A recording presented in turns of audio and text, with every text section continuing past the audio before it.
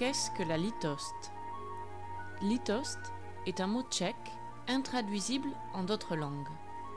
Sa première syllabe, qui se prononce longue et accentuée, rappelle la plainte d'un chien abandonné.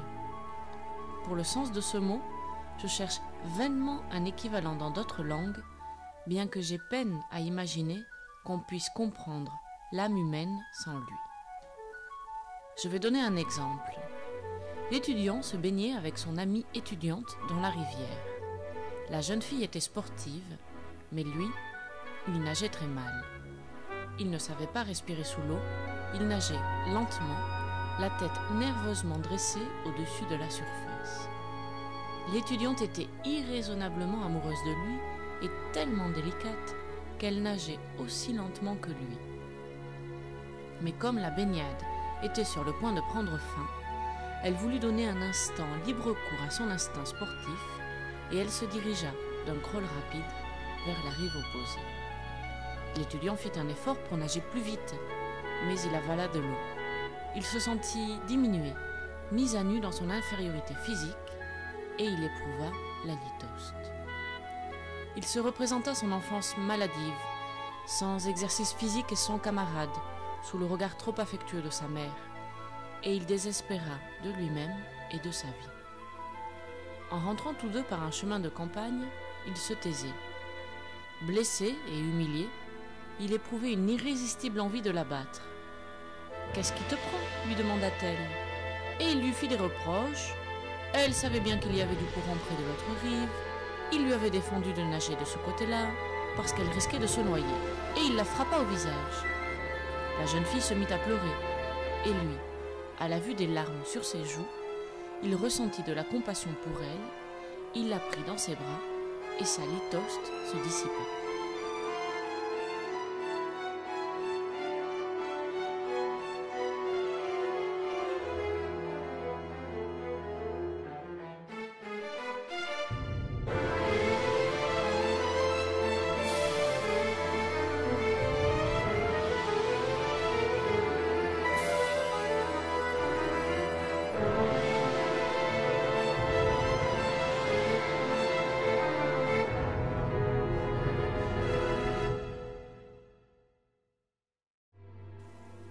Ou bien, un autre événement de l'enfance de l'étudiant.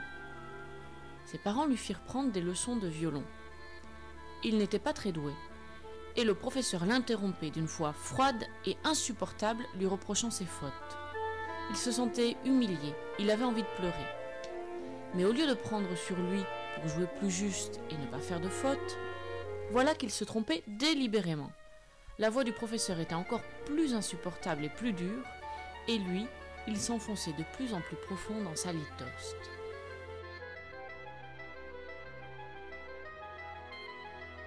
Alors, qu'est-ce que c'est, la litost? La litost est un état tourmentant né du spectacle de notre propre misère soudainement découverte. Parmi les remèdes habituels contre notre propre misère, il y a l'amour. Car celui qui est absolument aimé ne peut être misérable. Toutes ces défaillances sont rachetées par le regard magique de l'amour, sous lequel même une nage maladroite, la tête dressée au-dessus de la surface, peut devenir charmante.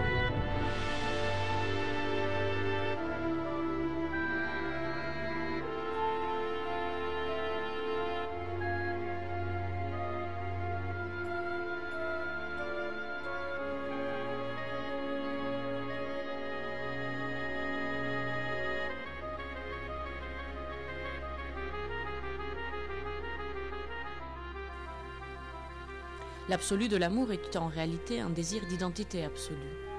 Il faut que la femme que nous aimons nage aussi lentement que nous.